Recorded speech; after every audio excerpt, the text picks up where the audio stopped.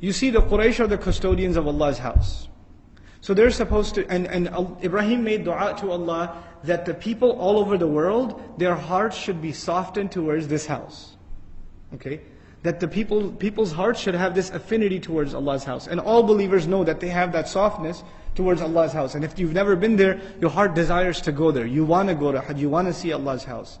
But the people who are custodians of it should have the softest hearts. They should have the softest hearts.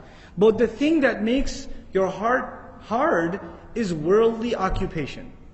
You're busy making a buck.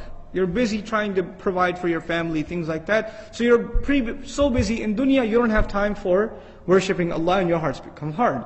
So Allah makes their life so easy, they don't have to do anything that the other tribes have to do. The other tribes barely survive. So if these people were a starving nation, then they would only be worried about food and protecting themselves, and they wouldn't have any time to worship Allah properly. So Allah got rid of their other concerns and gave them economic prosperity, so their minds would not be occupied with that stuff. Now they can concentrate on worshipping Allah.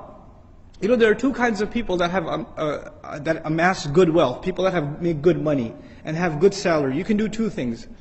Either if you have good salary, you can become even more engrossed in dunya.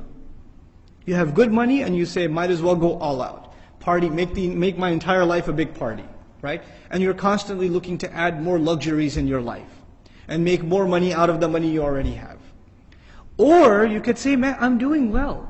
There's food on the table, there's a roof over my head, I'm doing well enough. So you know what I need to do? Now that my time is freed up from having to seek dunya, and Allah has provided me enough, I can take breaks and study Allah's deen and worship Him, and maybe take 10 days off and make i'tikaf in Ramadan. Because even if I don't make that extra bonus money, there's still enough in the house. We're doing okay. So I can take some extra time out. I can do some extra worship to Allah subhanahu wa ta'ala. And no one should do that more than the custodians of Allah's house, is the essential argument. You know, this came to mind. I don't mean to knock on physicians or anything, so don't take this personally if you're a physician. But I have a physician who's a friend who works part-time. You know, he's got a couple of kids, he works and he makes good money. He makes like a couple of $100,000 a year. Decent salary for a part-time physician, right? And so somebody asked him, why don't you work full-time, man? He goes, yeah, I could work full-time and make 600,000, 500,000, but I'm doing okay with 200,000. And I need the rest of the time to memorize Qur'an and to teach my kids and to spend time with them and to do things with them. So why should I, what am I going to make this money for? If Allah has given me enough and I can do better things with my time and spend my life in a more meaningful way, then why not? Allah didn't create me to make more money. He created me for another purpose. So if I can survive doing less and do more meaningful things, why not? What a beautiful answer. Because you know what I find? People who do make a lot of money, you know what ends up being sacrificed? The family. They don't get any time. You're too busy making the money.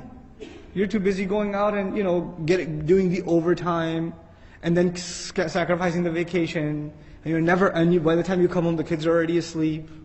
But before you leave for work, they haven't even woken up, and you're gone, so you don't see them. And you see them on weekends, but you're too tired because you've been working all week, so you don't get to play anything with them. Whenever they come to spend time with you, you say, go to your room. Didn't I buy you enough toys already with all that money I made? So go, you spend time with those toys, right? And these kids are completely distanced from you. They don't have anything to do with you except your money. And by the time they get older and they're independent, and then you have a little bit of time, you've retired, or you want to spend some time with them, and you say, talk to me, son, for a little bit. They say, I gotta go, Dad, I don't have time. What you did to them when they were little, they're doing to you when they get older, and you're shocked. And then you come to the Imam of the Masjid, brother, my son doesn't talk to me. I don't know what to do. My daughter doesn't even look at me. Every time I try to talk to them, they say, I'm on the phone, I'm busy, I can't talk right now. Well, you bought him the phone.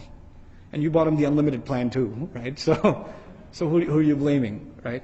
But the idea that I'm trying to present, that third concept, is that Allah softened their hearts because they, more than anyone else, need to be economically concern-free so they can devote themselves to the worship of Allah's house and taking care of that house. That is why Allah gave them all of these luxuries. SubhanAllah. What an amazing concept. Now, next time somebody enjoys good wealth, they should think about, why is Allah giving me this wealth? And how am I using it? What am I doing with it? SubhanAllah.